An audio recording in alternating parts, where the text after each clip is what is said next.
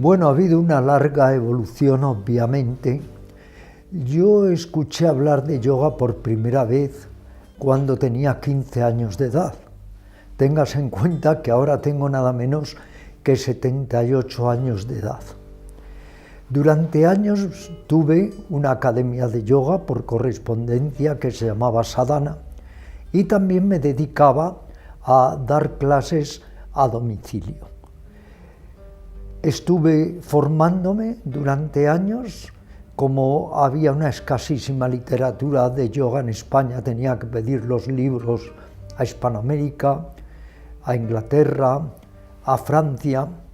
Tuve un maestro hindú de yoga en Madrid, afortunadamente, me llevó mi madre a sus clases y en suma que vivía el yoga, pues sí, desde que era prácticamente un niño o un adolescente.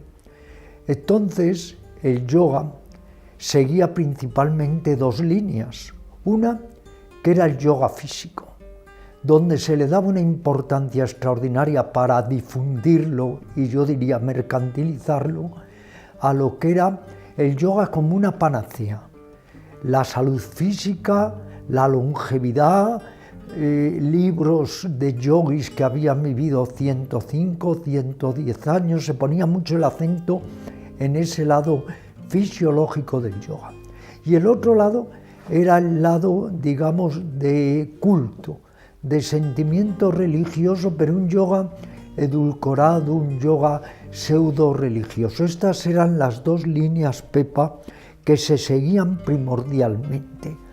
Yo me adherí sobre todo al que es el yoga más antiguo y más clásico, que es el Raja Yoga, ese es el verdadero yoga, el yoga más antiguo, y al Hatha Yoga genuino, el Hatha Yoga no como un culto al cuerpo, al ego, sino como una forma de utilizar el cuerpo como una herramienta o instrumento para la liberación de la consciencia.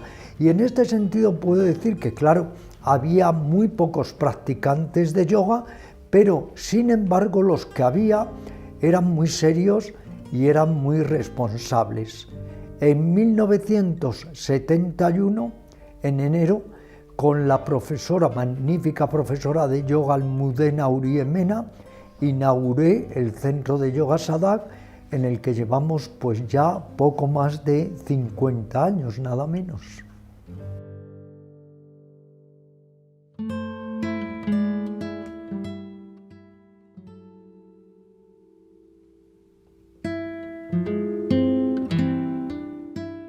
Muchas laderas hacia la misma cima, muchos caminos, dependiendo siempre de la herramienta, el instrumento con el que trabajamos.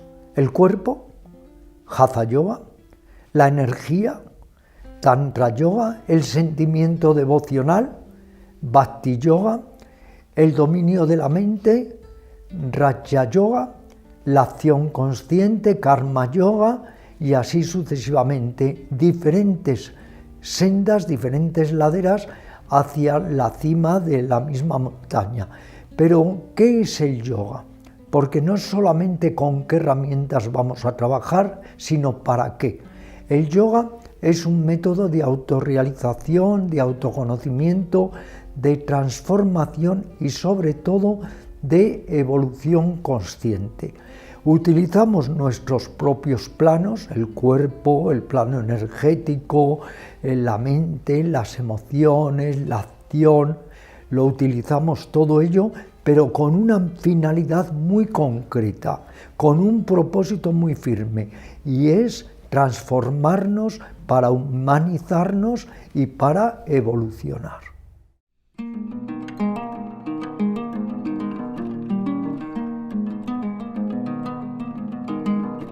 Se ha perdido un 90%, pero esto no viene de ahora, esto viene del 1930 aproximadamente, cuando muchos mentores hindúes llegaron a Occidente y también en la propia India y convirtieron el yoga en una especie de gimnasia exótica o en una especie de culturismo o calistenia. ¿Para qué? Para conseguir, vamos a decirlo con toda crudeza, más clientes, ya no solo alumnos, no, realmente clientes. Y entonces el yoga comenzó a deformarse y el yoga perdió en cierto modo sus ideales más elevados de búsqueda espiritual, de autotransformación, de autodesarrollo, para convertirse muchas veces en un simple culturismo exótico. ¿Y quiénes fueron los responsables? Porque al final es que nunca se reconoce. Los responsables fueron los primeros maestros hindúes que tanto en India como en Occidente comenzaron a difundir un yoga que se apartaba o se desviaba totalmente de su núcleo esencial.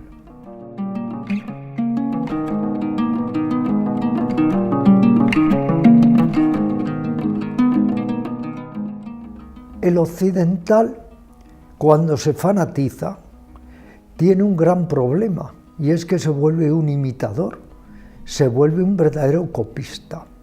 Y muchos occidentales copiaron la actitud hindú ante el maestro, cuando nosotros tenemos que tener nuestra propia actitud y, como decía Krishnamurti, seguirnos a nosotros mismos y no ser imitadores o copistas. Pero cuando uno rinde obediencia ciega y abyecta al maestro, uno sale de su propia cárcel para entrar en la cárcel del maestro. Hay que entender muy bien el papel del gurú. Gurú es toda persona o toda criatura o toda circunstancia o toda situación que nos ayuda a disipar la ignorancia básica de la mente. El primer gurú, la primera gurú obviamente es nuestra madre y el primer mantra que pronunciamos es mamá. Todo puede convertirse en un gurú. Yo ahora estoy escribiendo un libro con mucho amor que se llama Lo que aprendí de mi gato Emil, un ser de luz. Él ha sido mi gran gurú, mi gran maestro taoísta, zen, yogi, a lo largo de estos últimos 11 años. He aprendido, lo digo sinceramente, mucho más de él que de infinidad de gurús o maestros o mentores que he ido persiguiendo desde que era un jovencito. Todo es un gurú si sabemos instrumentalizarlo para el despertar de la conciencia y el autodesarrollo. Y nunca olvidemos que el mayor gurú es la vida misma. La vida es un reto, es un desafío, es un misterio a veces pavoroso, pero podemos utilizarla para el despertar de la conciencia. No tenemos que tener esa idea casi obsesiva, supersticiosa, de que tiene que aparecer este gurú majestático, casi salido de relatos como Horizontes Perdidos, para que sea nuestro gurú. Como sabemos en la novela fantástica de Somerset Maugham, El filo de la navaja, se termina convirtiendo en un iluminado el protagonista Larry y lo que hace es conducir un taxi en Nueva York. O sea, podemos ir conducidos por un conductor en un taxi y él ser también nuestro gurú. Todo es un gurú si sabemos instrumentalizarlo como tal.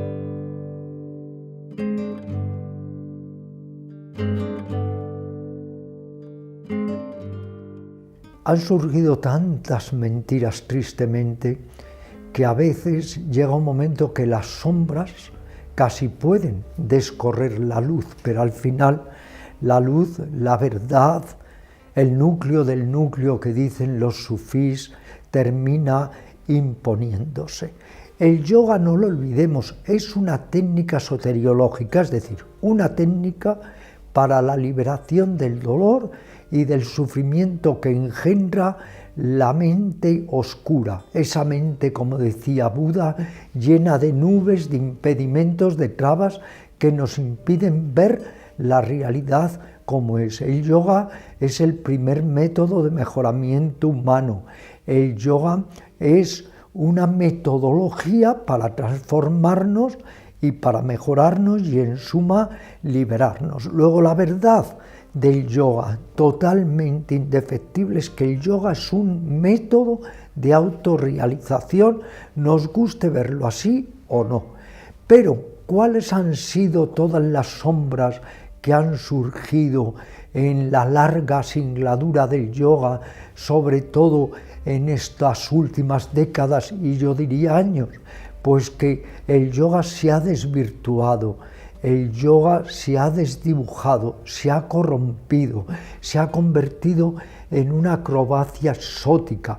El yoga, que ha nacido para que podamos limar nuestro ego, lo hemos puesto al servicio del narcisismo y de la afirmación del ego y la obsesión por convertirse uno en el más flexible del cementerio, y el postureo y esa especie de acento desmesurado que se ha puesto en los asanas. Los asanas solo son un fragmento del yoga, es como decir que la medicina es solo odontología. No, la medicina son muchas ramas y el yoga son muchas vías, son muchas técnicas, no solamente la asana.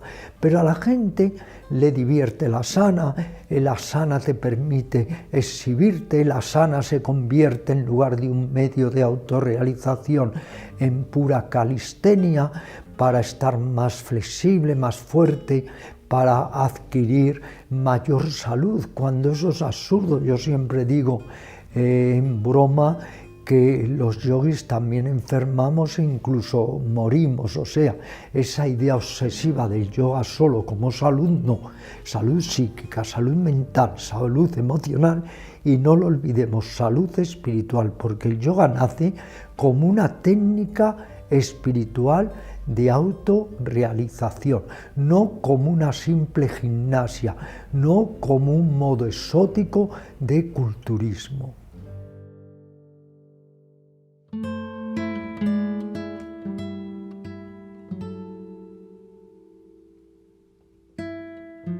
¿Por qué le llaman yoga a lo que no es yoga? Y curiosamente, no le llaman muchas veces yoga a lo que realmente es el yoga. Por mucho que nos empeñemos, no podemos hacerle creer a nadie que el juego del ajedrez es el juego de las damas. Son dos juegos respetables pero diferentes, y por mucho que nos empeñemos, no podemos hacerle creer a la gente que el yoga nació como un culto al cuerpo. No, el yoga es infinitamente más. El yoga nació precisamente para desapegarnos del cuerpo, para debilitar la burocracia del ego, para encontrarnos a nosotros mismos y compartir lo mejor de nosotros con los demás. Le hacemos un muy flaco favor al yoga si lo reducimos simplemente a una gimnástica, que es lo que lamentablemente se está haciendo. Y luego, Pepa, están surgiendo todas estas empresas, estos monopolios del yoga, que esto es lo peor que le puede pasar al yoga, lo peor, el convertir el yoga simplemente en una técnica que se imparte por horas, 100 horas, 200 horas, que lo rigen y lo dirigen macrogimnasios yógicos que nada tienen que ver con yoga, y empresas de yoga que son de todo menos de yoga.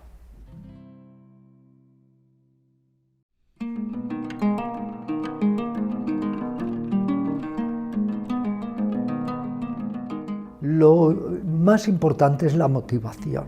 Si tú y yo, Pepa, ahora estuviéramos en un campo de concentración, tendríamos una idea fija, una motivación consistente, salir como fuera del campo de concentración.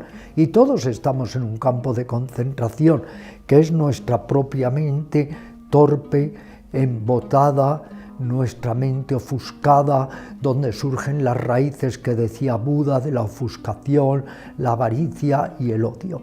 Es esencial la motivación del buscador espiritual que desea utilizar esta vida para darle un propósito, para mejorarse, para beneficio propio y para beneficio de los demás. Primero, cultivar la motivación, tener un poco las ideas claras, utilizar esa preciosa función de la mente que es el discernimiento, aprender a discernir. Y por supuesto informarse y recurrir a lecturas serias, que las hay muy serias si queremos encontrarlas. Autores fabulosos como pueden ser Arthur Avalon, Evans Went, Mircea Eliade y tantos otros, para no alargarme.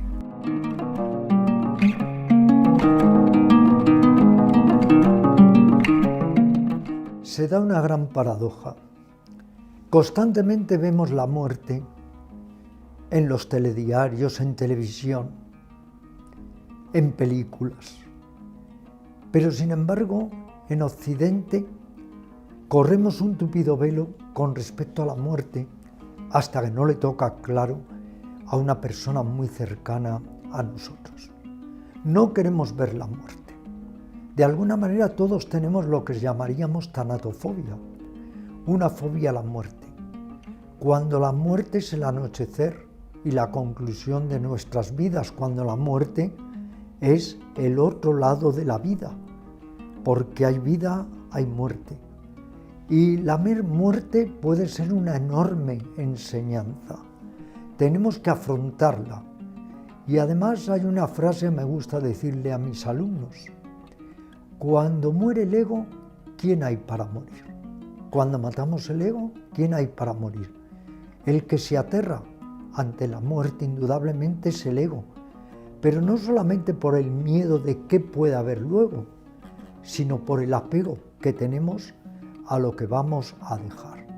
Es bueno familiarizarse con la muerte. Había un maestro que llegó a decir algo que podría parecer descabellado, pero es inteligente, que tendría que haber centros donde la gente pudiera ver la muerte y aprender de la muerte, porque en Oriente indudablemente la muerte está mucho más cerca, sobre todo en los crematorios, en la India, en Nepal, en Sri Lanka, y te familiarizas más con la muerte. La muerte no es mañana, la muerte es hoy, porque el día que muramos será hoy. Y hay un ejercicio muy importante de reflexión, de meditación sobre la muerte que se basa en una serie de puntos, como por ejemplo, la muerte es inevitable, la muerte es definitiva, la muerte, eso es como decía siempre hoy, la muerte es en solitario porque aunque mueran millones de personas a la vez que yo, es mi propia muerte, la muerte es irreparable. Tenemos que meditar en la muerte, pero no para alimentar nuestro miedo, nuestro terror a la muerte, todo lo contrario, para por un lado realzar la vida y por otro lado saber que antes o después tenemos que soltar, que igual que uno deja unos zapatos cuando están viejos e inservibles, tendremos que dejar este cuerpo que está sometido inevitablemente a la ley de la decadencia. Todo lo que surge decae, todo es inestable, todo es impermanente, todo es mudable, todo es transitorio. Si esto lo comprendiéramos, estaríamos también más preparados para afrontar ese momento difícil. El mismo Buda decía que ante la muerte todo palidece y que incluso los más intrépidos tiemblan ante la muerte, pero porque no nos hemos preparado. Yo mismo he publicado hace años un libro que ahora se ha reeditado que se llama Enseñanzas para una muerte serena. En la antigüedad se enseñaba a determinadas personas a morir. El mismo Buda enseñó a su esposa y se dice que a otros familiares a morir.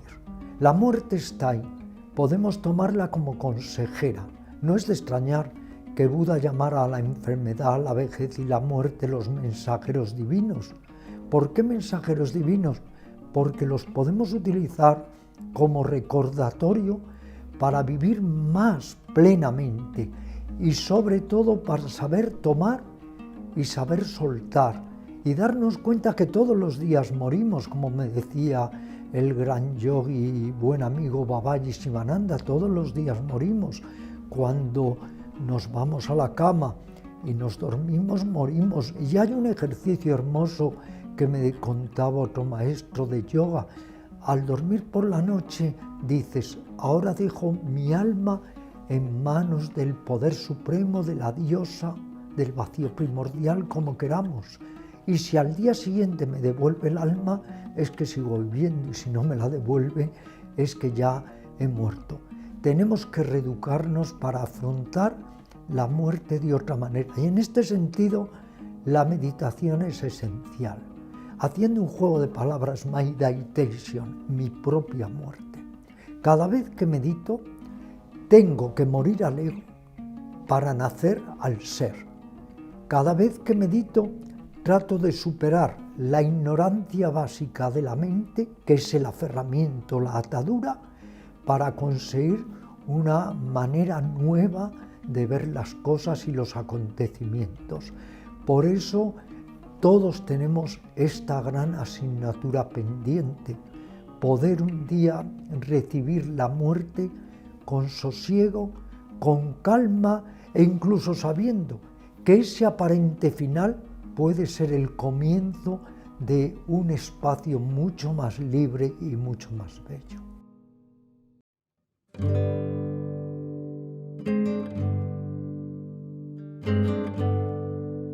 El yoga nos enseña a ir poco a poco debilitando el lado más narcisista y egocéntrico de nosotros para rendir el ego y para adquirir verdadera humildad.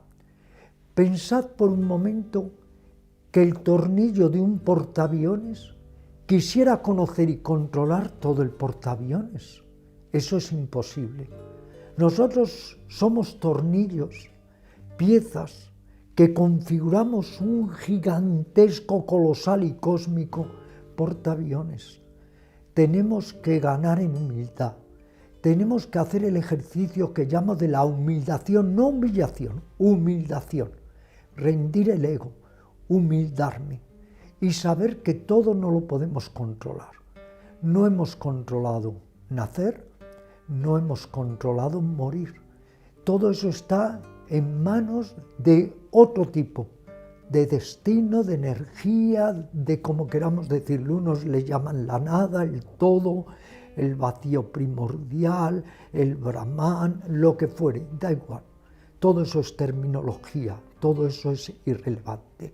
Pero lo esencial es saber que la ola se forma en el océano y se disuelve en el océano, y que tenemos que tener esta sabiduría primordial que hemos perdido de convertirnos en parte del todo. Y cuando uno es parte del todo, indudablemente la muerte ya no se entiende como algo que nos limita, sino que algo que nos expande. Una anécdota curiosa. Un amigo mío, escritor, acudió 2 meses antes de que muriera a visitar al dramaturgo Benavente, Jacinto Benavente, y Benavente le dijo algo muy inteligente. Le dijo, en este mundo todo es fluir, todo es partir. Se muere tantas veces en la vida que lo de menos es morir. Y es cierto, hay que aprender un poco a nacer y morir cada día.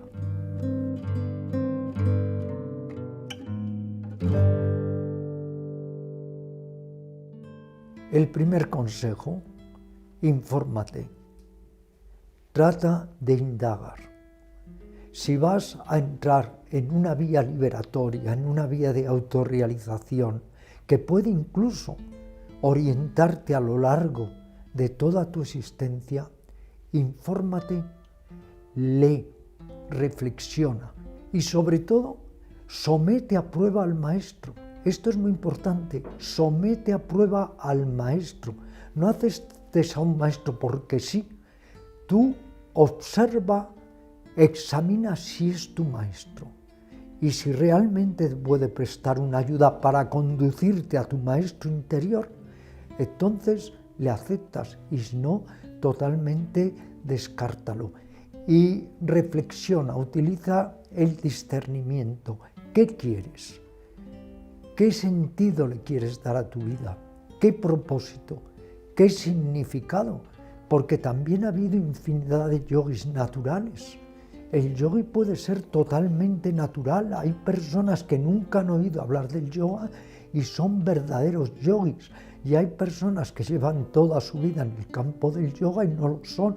Luego el yoga es sobre todo un impulso, es una llamada interior muy profunda a querer mutar tu psicología para algo muy simple, pasar de homo animal a verdadero ser humano.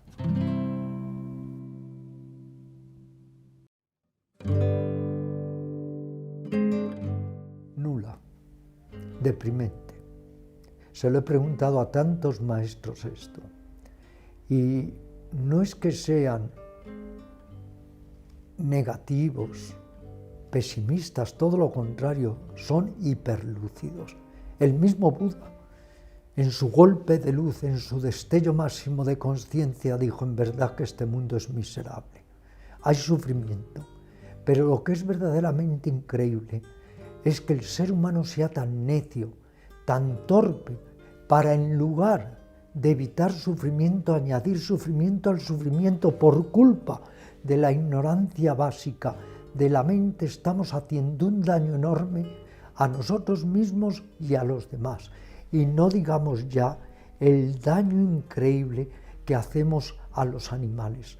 Por eso, de alguna manera, aunque yo me considero universalista y soy como un buen gourmet, tomo de cada sistema espiritual lo que considero que es mejor, pero por eso tengo una inclinación definida hacia el budismo en el sentido de esa verdadera compasión hacia todos los seres sintientes.